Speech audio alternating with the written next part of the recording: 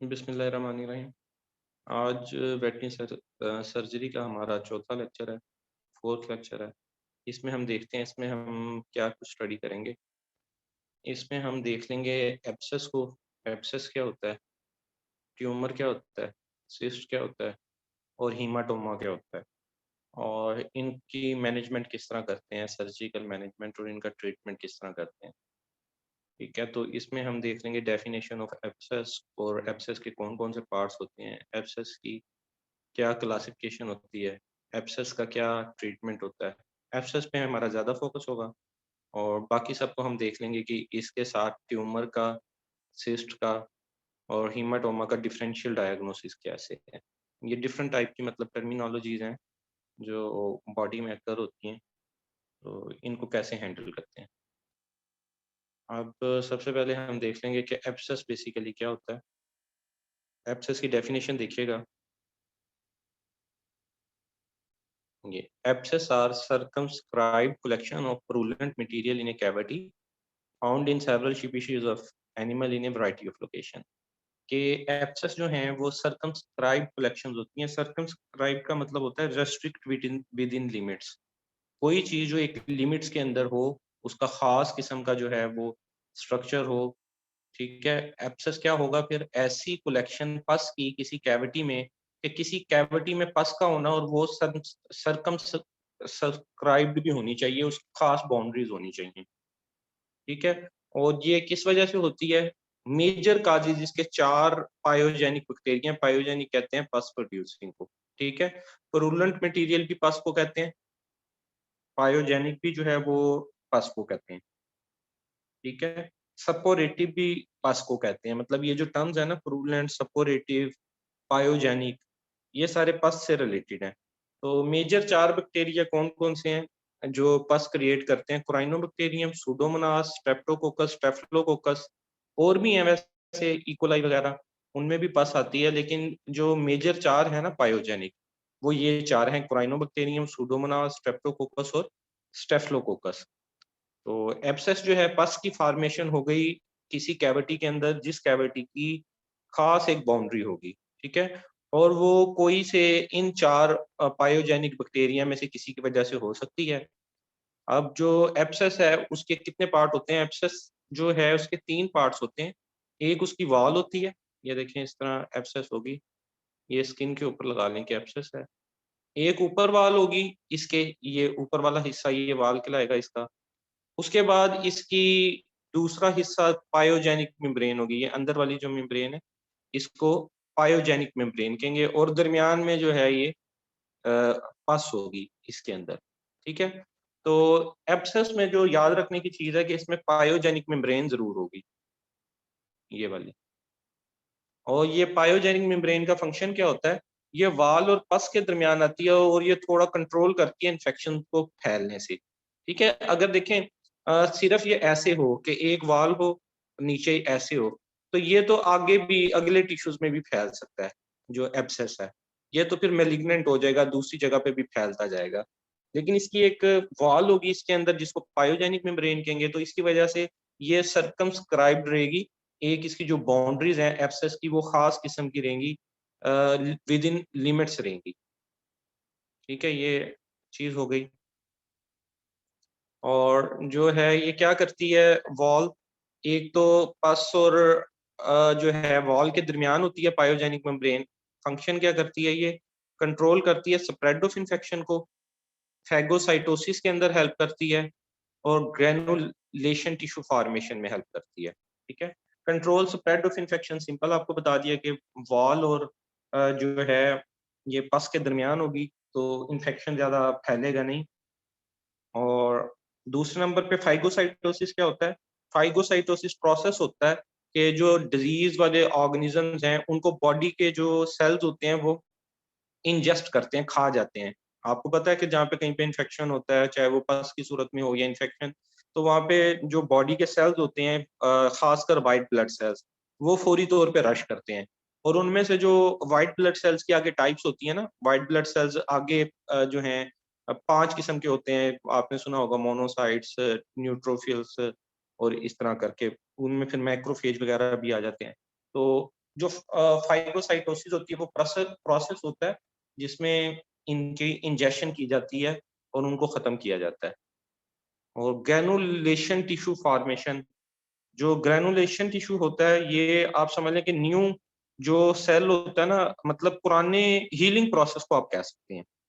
ठीक है कि डेब्रीज रिमूव होती जाती है और न्यू ग्रैनुलेशन टिश्यू फॉर्म होता जाता है। अब एक एक्सेस एक जगह ये बन गया एब्सेस, उसकी बाद में उसको उसकी जगह न्यू मास भी तो आना है, ये तो नहीं है कि वो एब्सेस ही बना रहेगा हमेशा उस जगह।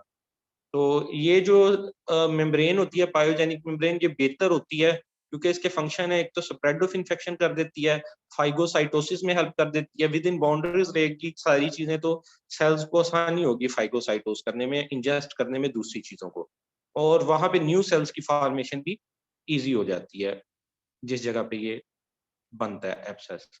आगे आइएगा। अच्छा, पस होती क्या है बेसिकली? पस की एक खास डेफिनेशन है, उसी को हम पस बोलेंगे ना। किसी भी बॉडी सिक्रीशन को तो हम पस नहीं कह देंगे कि फलां body secretion, for example blood निकल रहा है, ब्लड को तो नहीं हम कह सकते ये पस है। तो पस से खास जो है वो डेफिनेशन रखती है। पस के अंदर कुछ चीजें होती हैं, नेक्रोज टिश्यू होता है, डेड बैक्टीरिया होता है, ल्यूकोसाइट होता है, और प्रोटीन और ब्लड एंड टिश्यू होती है। ठीक है। पस किसी जगह कैसे बनती है? पहले वहां पे कोई बैक्टीरिया हमला करता है, जब उसको मारने के लिए वहां पे सेल्स आते हैं, हमारे जो प्रोटेक्टिव सेल्स होते हैं बॉडी के, लिम्फोसाइट्स वगैरह, वो वहां आते हैं। कुछ हिस्सा वहां का पहले ही नेक्रोज हो गया होता है, बैक्टीरिया ने जिसको नुकसान पहुंचा दिया होता है, वो सेल्स आके बैक्टीरिया को मार देते हैं। ठीक है। और कुछ सेल्स भी खुद मर जाएंगे, कुछ बच जाएंगे, जो ल्यूकोसाइट्स होंगे, ल्यूकोसाइट्स कहते हैं व्हाइट ब्लड सेल्स को।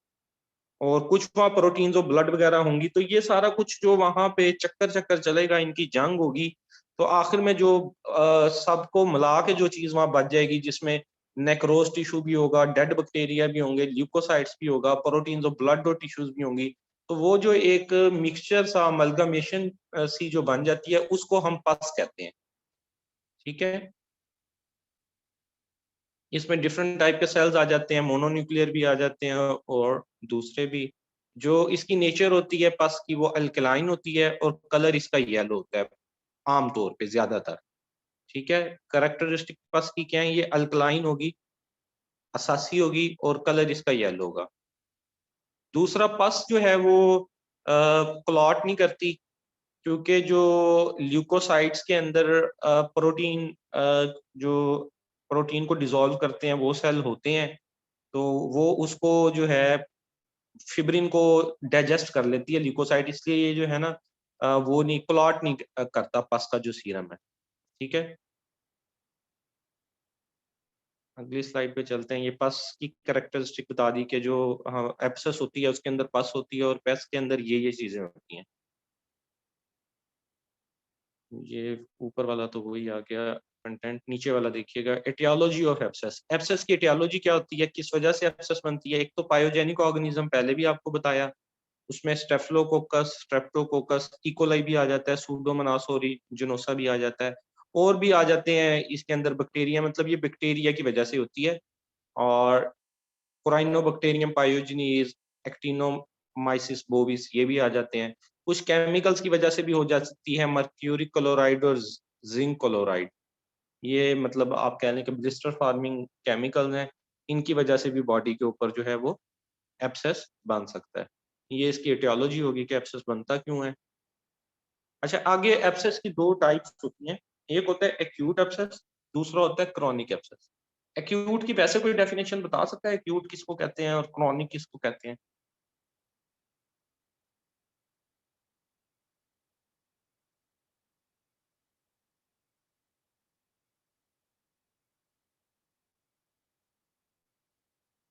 आज पार्टिसिपेंट कम हैं, 20 लोग हैं, 10 लोग एब्सेंट हैं आज। इन्हें वो मिल जाता है ना, लेक्चर मिल जाता है रिकॉर्डेड, फिर ये करते हैं। अच्छा, एक्यूट और क्रॉनिक ये होता है।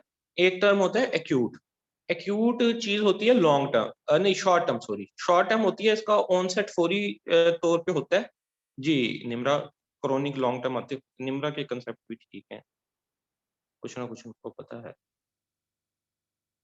अच्छा, एक्यूट एब्सेस जो होते हैं वो सडन होता है, बिल्कुल, और जो क्रॉनिक होता है वो लॉन्ग टर्म होता है, लेकिन एक्यूट की आमतौर पे शिद्दत क्योंकि सडन होता है तो शिद्दत ज्यादा होती है, क्रॉनिक स्लो स्लो चलता रहता है। जैसे हम अगर जल्दी इसको एक टर्म दे दें तो हम इसको ऐसे समझ सकते हैं कि टीबी क्रॉनिक है। टीबी जो है ट्यूबरकुलोसिस, उसका ट्रीटमेंट 9-10 महीने चलता रहता है, जरासीम ने मौजूद रहना है जम ने, तो वो क्रॉनिक के अंदर आ जाता है। और जो एक्यूट है वो जो है सडन होता है, सवेयर एंड एक्सटेंसिव। ये किसका बता रहे हैं आप, एक्यूट का कि दूसरे का? पूरा लिखा करें। अच्छा, एक्यूट का ठीक हो गया, सवेयर एंड सडन ठीक है। अच्छा, ये देखिए पहला पॉइंट देखिए, acute abscess formed in 3 to 5 days following infection, कि एक्यूट 3 से 5 दिन में बन जाएगा। और अगर कुछ एब्सेस का लॉन्ग ड्यूरेशन जाएगा तो लिक्विड पास बाज का तो एब्जॉर्ब हो जाता है और सॉलिड पार्ट पीछे बच जाता है, जिसको इंस्पिसेटेड पस कहते हैं। इंस्पिसेटेड पस क्या होगी? थिक पस।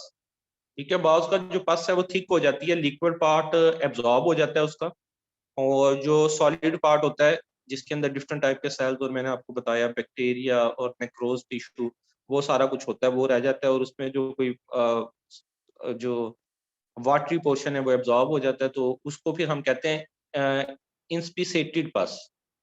अच्छा, एक्यूट एब्सेस की सिम्टम्स क्या होंगी? लोकल पेनफुल स्वेलिंग होगी, ये चीज याद रखिएगा, पेनफुल स्वेलिंग। एक्यूट में पेनफुल स्वेलिंग होती है, ऐसा ऐसा जो अमाउंट ऑफ पस है वो बढ़ती जाती है। तीसरा पॉइंट था, the abscess enlarge till it reaches the surface of skin और म्यूकस मेम्ब्रेन, और ये बढ़ते बढ़ते स्किन तक भी पहुंच जाती है या म्यूकस मेम्ब्रेन तक भी, मतलब जो एक्सटर्नल पार्ट तक भी ये जो है एब्सेस पहुंच जाती है। और इसके अलावा इसमें एब्सेस में आमतौर पे ये मैं आपको दिखाता हूँ कि ये इस तरह है ना, ये समझे फॉर एग्जांपल एब्सेस है, तो इसके दरमियान में बाज का जो है, जिसको मैचुरेशन हम कहते हैं, ये एक ओपनिंग बन जाती है।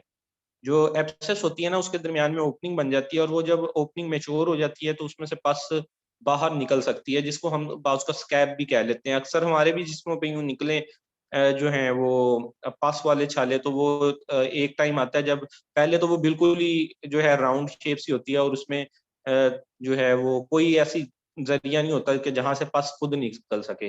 लेकिन ऐसा ऐसा जब वो मेच्योर होती जाती है, वो हम उसको मेच्योर कुछ केमिकल्स लगा के भी कर सकते हैं, जिसकी वजह से फिर उसके दरमियान में एक दाना सा बन जाता है, और उसको ओपन करें तो पस बाहर आ जाती है। ठीक है, तो the centre of abscess become soft pointing and later rupture discharging pus. ये सेंटर ऑफ एब्सेस पे सॉफ्ट पॉइंटिंग एंड बन जाता है, और वो बाद में रप्चर होता है और पस उसमें से बाहर आ जाती है। और इसमें ये है, एक्यूट एब्सेस में ये भी हो सकता है कि फीवर ना हो, जस्ट जो है लोकल एक्यूट इन्फ्लेमेटरी सिम्टम्स आए। और अगर डीप एब्सेस होगी तो उसके अंदर जो है वो फीवर होगा, लेकिन पेन कम से कम होगी। ठीक है, कि जो लोकल ऊपर वाला, ऊपर स्किन के ऊपर एब्सेस बनेगा, उसमें जस्ट पेन हो रही होगी और फीवर नहीं होगा। ये चीज याद रखिएगा कि जो लोकल और ऊपर की जानिब होगा एक्सटर्नल होगा। जो जरा इंटरनल होगा उसमें आप जारी बात है कोई प्रेशर वगैरह या उसके अंदर पेन नहीं हो रही, लेकिन चूंकि इन्फेक्शन उसके अंदर मौजूद है तो उसकी वजह से फीवर हो सकता है। जो बॉडी का डिफेंस मैकेनिज्म है वो फिर फीवर क्रिएट करता है, ताकि आपको पता चले कि आपकी बॉडी के अंदर कोई नेगेटिव चेंजेस आ रही हैं। ये हमारा डिफेंस मैकेनिज्म का हिस्सा होता है, फीवर होना, इन्फ्लेमेशन वगैरह हो जाना। अच्छा, क्रोनिक एब्सेस, दूसरी टाइप एब्सेस की होती है क्रोनिक एब्सेस। क्रोनिक एब्सेस को हम कोल्ड एब्सेस भी कहते हैं।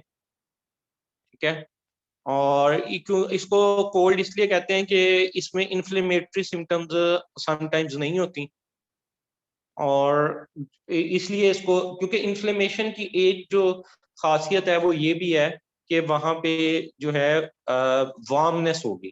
ठीक है, वो हम इन्फ्लेमेशन की पढ़ते होते थे डेफिनेशन, उसमें 3-4 उसके पॉइंट होते हैं, फंक्शनल लीजा हो जाएगा, फलां हो जाएगा, ये हो जाएगा। तो एक उसका ये भी होता है कि इन्फ्लेमेशन में जो है वो जगह जो है वो हॉट हो जाती है। तो इसके अंदर चूंकि ये हॉट नहीं होगी, इन्फ्लेमेशन नहीं होगी, तो इसको कोल्ड एब्सेस भी कह देते हैं क्रॉनिक को।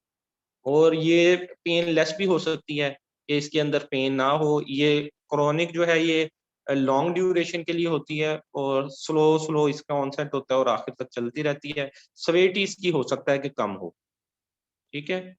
और ये कहाँ कहाँ पे वो कहता है कि हो सकती है? ये प्राइमरी एब्सेस जो है वो कहीं पे रिपीटेड इंजरीज हो के एक जगह चोट लगे दोबारा उधर ही लग जाए, तो ये ज्यादातर जो है प्रोमिनेंस ऑफ लिम्स, जो जगह ज्यादा नजर हमें आ रही होती है एनिमल की, और बेड सोर कहते हैं जब एनिमल किसी जगह बैठता है, बार बार बैठता है और वो जगह उसके लिए मतलब कंफर्टेबल नहीं है, तो उधर ये आ सकती है, उधर ये बन सकती है, ठीक है। बेड सोर, ये देखें जैसे प्रोमिनेंस ऑफ लिम्स और रिब्स के जानवर जब किसी जगह बैठता है उसका इनकाउंटर होता है, तो ज्यादा उसकी जो नीचे लग रहा होता है जिसम, वो रिब्स लग रही होती हैं और लेग्स लग रही होती हैं, ठीक है। तो वहां पे ये ज्यादातर बन सकती है और इसको हम फिर कहते हैं कि प्राइमरी प्राइमरी क्रॉनिक एब्सेस। और सेकेंडरी क्रॉनिक एब्सेस जो है वो कुछ लोकल इफेक्शंस के नतीजे में, इफेक्शंस कहते हैं बेसिकली डिजीज को, किसी पार्ट का डेड हो जाना, डिजीज हो जाना। तो सेकेंडरी जो एब्सेस है वो डेवलप होगी किसी लोकल, किसी पहले कोई और बीमारी मौजूद है, कोई डिजीज टिश्यू मौजूद है, और उधर जो है वो ये भी आके अपना हिस्सा मिला दें और वहां पे क्रॉनिक एब्सेस बन जाए, लॉन्ग टर्म के लिए एब्सेस बन जाए। और ये हार्ड भी हो सकती है और सॉफ्ट भी हो सकती है। बेसिक मतलब जो है वो हमने देखा एब्सेस की जो दो टाइप्स हैं, वो एक्यूट और क्रोनिक। एक का हम डिफरेंस देख लेंगे तो दूसरे का खुद ही निकल आएगा। क्रोनिक का हम देख लेते हैं कि ये कोल्ड होती है, इसमें पेनलेस होती है, मेन ये दो पॉइंट्स हैं, ठीक है। बाकी ये सॉफ्ट भी हो सकती है और हार्ड भी हो सकती है। जबकि एक्यूट का हमने देखा था कि उसके अंदर पेन भी होती है, और अगर वो एक्सटर्नल मौजूद है तो फीवर नहीं भी होगा, इंटरनल मौजूद है तो फीवर लाजमी तौर पे जो है वो सामने आता है। ये इसकी दो टाइप हो गई एब्सेस की। अच्छा, एब्सेस का हम ट्रीटमेंट देख लेते हैं कि किसी एनिमल को एब्सेस निकल आती है तो उसको हम ट्रीट कैसे करेंगे। इसका जो ट्रीटमेंट है एब्सेस का वो डिपेंड करता है कि स्टेज कौन सी है एब्सेस की, मतलब अभी उसको बने हुए कितने दिन हो गए हैं, क्या वो उस मैचुरेशन की तरफ जा रहा है या नहीं जा रहा, उसके ऊपर कोई जो है वो बनना शुरू हुआ है पॉइंट जहां से पस नहीं निकलना है या नहीं निकलना। तो ये पॉइंट बाय पॉइंट हम देखते जाते हैं। A treatment should correspond to the stage of development of abscess, ठीक है। और in time abscess may become inactive or enclosed, sterile, the body defense having killed all of the causative bacteria। अच्छा, इसके अंदर ना बाज़ बात इस तरह होता है कि आप एंटीबायोटिक देना शुरू कर देते हैं एनिमल को, ठीक है, कि इसका जो ऑर्गेनिजम्स हैं मौजूद अंदर वो डेड हो जाएं। उससे क्या होता है, ऑर्गेनिज्म तो डेड हो जाते हैं लेकिन पीछे एक जो है वो जो उसके अंदर टिश्यू होता है काजेटिव, उसके अंदर से बैक्टीरिया एंड हो गया, ठीक है, और स्टीराइल सॉल्यूशन मौजूद रह गया अंदर जिसमें कोई जरासीम नहीं है, बस वो बॉडी के ऊपर एक स्ट्रक्चर मौजूद रह गया है। तो उसको हम बाजू का जो है वो कंफ्यूज कर लेते हैं किसके साथ जी, कैंसर के साथ। हम समझते हैं ये कोई कैंसर पार्ट बन गया, ये तो ठीक ही नहीं हो रहा अंदर, क्योंकि वो बैक्टीरिया वगैरह नहीं है, वो तो एंटीबायोटिक से आपने खत्म कर दिया था ट्रीटमेंट वगैरह दे के, लेकिन ऊपर जो है मेन मास मौजूद रह गया। तो उसको बल्कि एक स्पेसिफिक नाम भी देते हैं, उसको मैं टाइप कर देता हूँ, उसको कहते हैं एंटीबायोमा।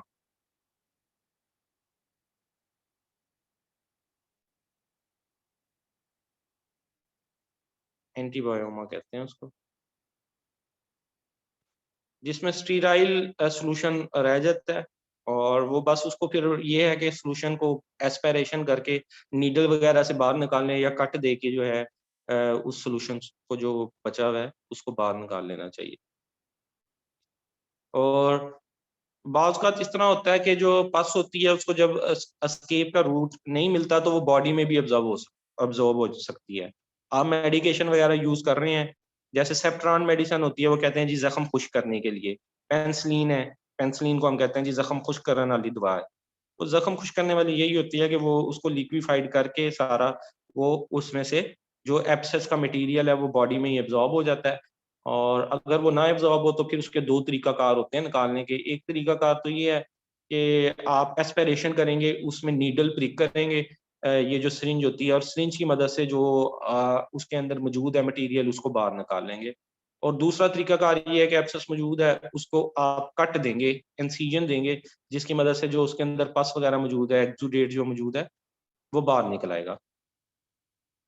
इसके अलावा कुछ हम मेडिकेशंस यूज कर सकते हैं मैच्योर करने के लिए एब्सेस, क्योंकि देखें अगर वो एब्सेस मैच्योर नहीं है, थोड़ा सा वो अभी सख्त है, उसके ऊपर कोई पॉइंट नहीं बना हुआ, तो आप जब कट लगाएंगे तो हो सकता है कि ब्लीडिंग वगैरह शुरू हो जाए। तो मैच्योरेशन के अंदर ये होगा कि वो वाटरी सा सोल्यूशन मौजूद होता है, तो पहले बेहतर है कि अगर उस एब्सेस की मैच्योरेशन कर लें। एब्सेस की मैच्योरेशन से मुराद ये है कि वो एक तो वाटरी सा सोल्यूशन हो जाए, दूसरे नंबर पे उसके ऊपर कोई ऐसी जगह बन जाए जहां से हमें पता चल जाए कि यहाँ से अगर इसको आप हटाएं, हमें ज्यादा मतलब एनसाइज करने की जरूरत नहीं पड़ेगी, कट लगाने की जरूरत नहीं पड़ेगी।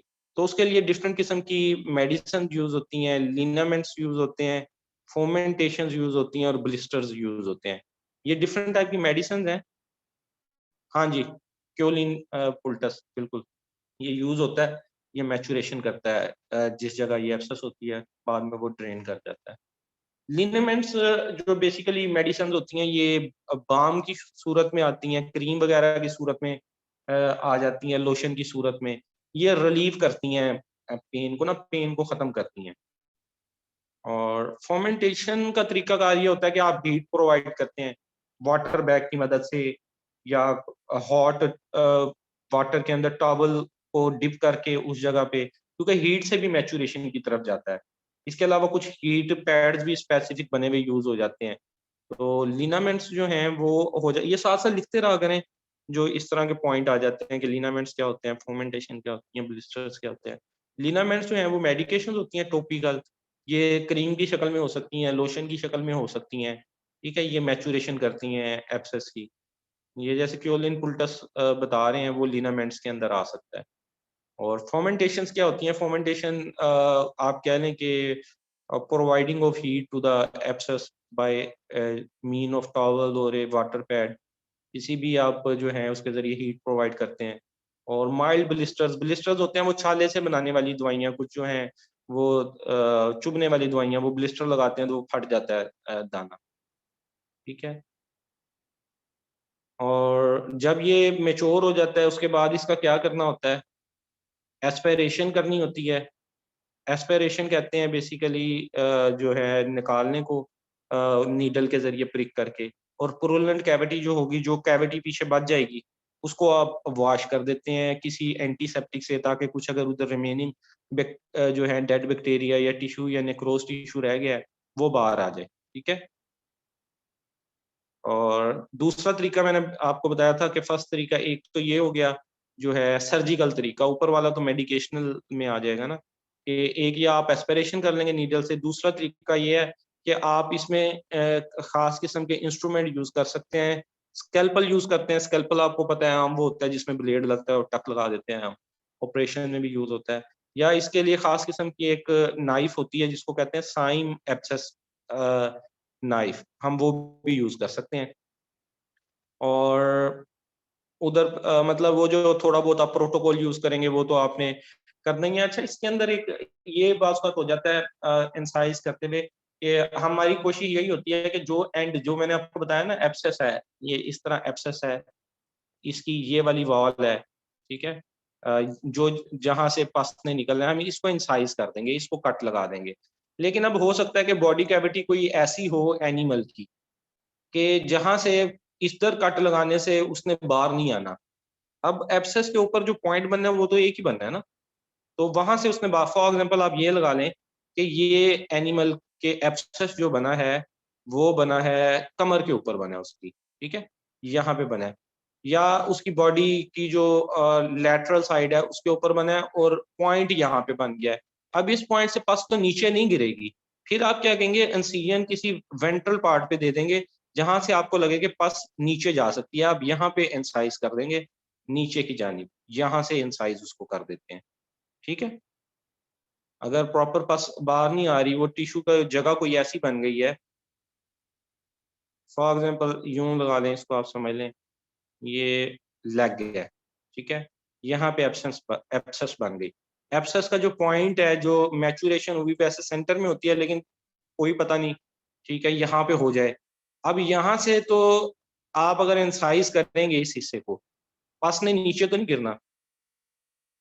ये इसका हुफ बना देते हैं, जैसे लड़कियों का सैंडल नहीं होता वैसे। अच्छा, यहाँ से अगर हम करेंगे तो ये पस ने बाहर नहीं आना। फिर हम क्या करते हैं कि हम उस एरिया को छोड़ के जहाँ पे वो पॉइंट बना होता है, हम नीचे वाले एरिया को इंसाइज कर देते हैं। हम यहाँ कट लगा देते हैं। यहाँ कट लगाएंगे, वेंट्रल पार्ट पे कट लगाएंगे तो जो पस है वो नीचे ड्रेनेज हो जाएगी। बेसिकली हम ये पस की ड्रेनेज करना चाह रहे हैं। तो जहाँ पे एब्सेस का पॉइंट ऊपर की जानी बन जाए तो फिर हम चालाकी करते हैं, हम कट ही नीचे लगा देते हैं। ठीक है, तो उसके बाद देखिएगा, टिंक्चर आयोडीन को हम यूज करते हैं ओपनिंग्स को जो है वो करने के लिए, ओपन रखने के लिए। अच्छा, इसमें ये होता है कि इसमें ना एब्सेस के अंदर हमने वो जो टिश्यू होता है उसके अंदर अब हीलिंग वगैरह भी होनी चाहिए। कोई दोबारा से पस बन जाए, हो सकता है, ये भी तो हो सकता है ना, एब्सेस में से एक दफा आपने मटेरियल निकाल दिया है, लेकिन अब एब्सेस को आपने मैनुअल तरीके से निकाला है ना, और अंदर बैक्टीरिया मौजूद है, बैक्टीरिया दोबारा से आएगा, दोबारा से पस सेल आएंगे, वहां पे दोबारा लड़ाई झगड़ा होगा, दोबारा से वहां पे पस बन जाएगी, पीप पड़ जाएगी। ठीक है, तो इसके लिए हम ये करते हैं कि उस एब्सेस को ओपन रखना होता है। उसको किस तरीके से ओपन रख सकते हैं? आप टिंक्चर आयोडीन की सोक्ड गेज को, जो पट्टी होती है वो टिंक्चर आयोडीन के अंदर भगो के वो डाल सकते हैं उस कैविटी में जहां पे वो एब्सेस बना हुआ था, और वो उसको 24 घंटे बाद चेंज करते रहें, और बाद में जो उसका साइज है गेज का उसको आप रिड्यूस करते रहें। फॉर एग्जाम्पल, ये लेग है, ये तो ठीक है, ये तो वैसे लड़की की लेग लग रही है लेकिन ये भैंस की है। ठीक है, ये ले, यहाँ पे बन गया एब्सेस, ये एब्सेस बन गया। इसमें से आपने इसको इंसाइज कर दिया, यहाँ से पीप सारी निकल गई। लेकिन अब ये हो सकता है कि दोबारा यहाँ पे काजेटिव एजेंट अंदर मौजूद है ब्लड वेसल में, उसने दोबारा आना है। तो आप क्या करेंगे, एक गाज बनाएंगे, उसके अंदर टिंक्चर आयोडीन लगाएंगे और इसके अंदर उसको डाल देंगे। ठीक है, अब ये होगा, इसकी वजह से ये एंटीसेप्टिक बना रहेगा, इसके अंदर जो बैक्टीरिया आएंगे वो मरते रहेंगे, और ग्रेनुलेशन टिश्यू बनता रहेगा। ग्रेनुलेशन टिश्यू मैंने आपको बताया था, नए टिश्यू का आना बॉडी के अंदर ना, नए टिश्यू का बनना, वो बनता रहेगा। और आप फिर क्या करेंगे, इस गाज का साइज छोटा करते जाएंगे। पहले दिन अगर इतना गाज हमने बनाया था ये वाला, अगले दिन इसको छोटा कर देंगे, फिर उससे छोटा कर देंगे, उसके बाद एंड कर देंगे। जितनी देर में वो जो जख्म है वो फिल हो जाएगा। अच्छा, एब्सेस इस तरह भी हो सकता है और एब्सेस इस तरह भी तो हो सकता है ना, बॉडी के अंदर भी हो सकता है। इसके अंदर आप जो है वो गाज को पुट कर देंगे, जो पट्टी होगी आपकी आपने बनाई। ये डिफरेंट वेज एंड ट्रीटमेंट के एक दो और भी हैं अभी। और टिंचर ऑफ आयोडीन वाला पॉइंट ही आ गया, ठीक है, ये ऊपर। उसके बाद आ गया ग्रेनुलेटिंग वाउंड वाला, ये सारा कुछ आ गया। चलें, ये किस तरह होना है, इसको अब हम बस कर देते हैं। अच्छा, कुछ ये टर्म्स देख लें, डेफिनेशन देख लें जो पेपर पॉइंट ऑफ व्यू से अहम होती हैं। सेलुलाइटिस या फ्लेगमोन क्या होता है? डेफिनेशन देखिएगा, सेलुलाइटिस इन्फ्लेमेशन ऑफ स्किन से रिलेटेड लगता है। ठीक है, तो इसको डेफिनेशन वाइज देख लेते हैं कि प्रॉपर डेफिनेशन क्या है। सेलुलाइटिस और phlegmon is diffuse suppurative, suppurative होता है पस से मुतल्लिक, spreading inflammation of loose connective tissue with predominance of necrotic event over suppurative. ठीक है, कि जो लूज कनेक्टिव टिश्यू हैं बॉडी के अंदर आपके, उसमें जो है वो इन्फ्लेमेशन होगी और वहां पे पीप जमा होगी। अब पीप भी जमा हो रही होगी और नेक्रोसिस भी हो रहा होगा। नेक्रोसिस हम कह सकते हैं कि टिश्यू का डेड होना, जब ऑक्सीजन की सप्लाई वगैरह नहीं मिलती तो वो डेड हो रहा है। लेकिन इधर डेड टिश्यू की अमाउंट ज्यादा होगी। सेलुलाइटिस या फ्लेगमोन में क्या होगा, जो नेक्रोटिक मटेरियल होगा, नेक्रोटिक इवेंट्स होंगे वो ज्यादा होंगे, पस कम होगी, मतलब डेड टिश्यू ज्यादा होगा, उसको हम सेलुलाइटिस या फ्लेगमोन कह लेते हैं। इसके अलावा पस्यूल क्या होता है? Pustule is circumscribed cavity with pus situated in epidermis. जो कैविटी बनती है एपिडर्मस में, स्किन की आपको पता है डिफरेंट लेयर्स होती हैं, एपिडर्मस, डर्मस, इस तरह करके। तो जो एपिडर्मस के अंदर स्किन की जो एपिडर्मस होती है, सबसे ऊपर वाली लेयर, सबसे ऊपर वाली लेयर पे जो विजिबल सा नजर आ रहा होता है उसको हम पस्यूल कह देते हैं। और इसकी भी एक खास बाउंड्री होती है और पास, मतलब ये आपको पता होगा ये डिफरेंट, जब जख्म बनना शुरू होता है ना, पहले वो पेप्यूल बनता है, फिर वो पस्ट्यूल बनता है, फिर वहां पे स्कैब बन जाता है। ये डिफरेंट स्टेजेस होती हैं। पेप्यूल पेस्ट्यूल में चेंज होता है, पेस्ट्यूल जो है वो स्कैब में चेंज होता है। पेस्ट्यूल लफ्ज से भी लग रहा है, पेप्यूल में पस नहीं होती, पस्ट्यूल में पस होती है, पस्ट्यूल, पस, ठीक है। और उसके बाद वो स्कैब बन जाता है, वहां पे जख्म का खरींड जिसको आम जुबान में कहते हैं, जख्म का बन जाता है, वो इससे अगली स्टेज होती है, ठीक है।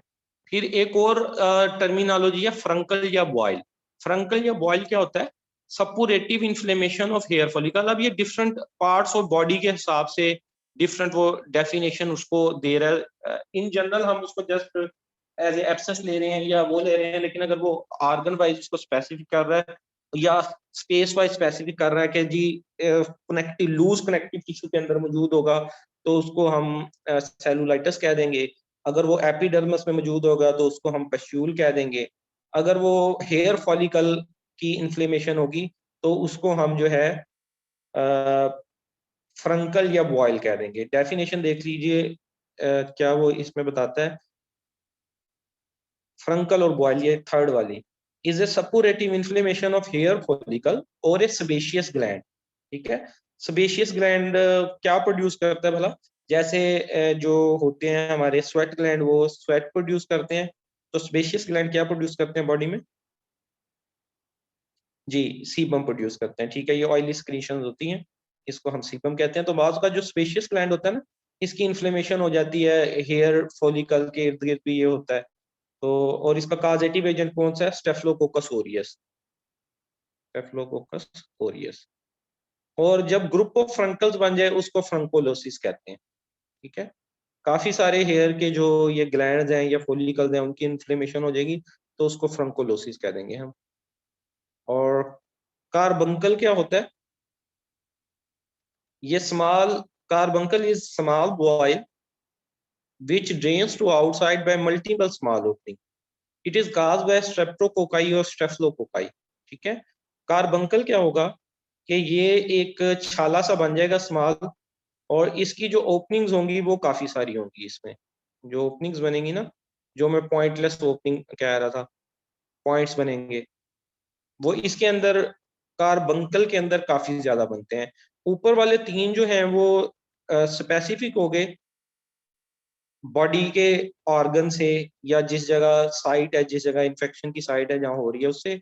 और कार्बंकल क्या हो गया कि ये स्मॉल बॉयल होगा, स्मॉल एक छाला सा होगा जो बाहर ड्रेन करेगा मल्टीपल स्मॉल ओपनिंग के जरिए, ठीक है। ये हमने एब्सेस के बारे में देख लिया। और कुछ डेफिनेशन देखिएगा। एक्नी क्या होती है? Acne basically abscess of sebaceous gland होती है। ये जो दाने निकल आते हैं चेहरे पे, जिसको आमतौर पे हम एक्नी मतलब ज्यादा तो फेस के उसके लिए यूज करते हैं। और इसके अंदर जो पस बनती है वो ग्रेइश वाइट होगी, ठीक है। एम्पाइमा देख लेंगे, जल्दी से खत्म करते हैं।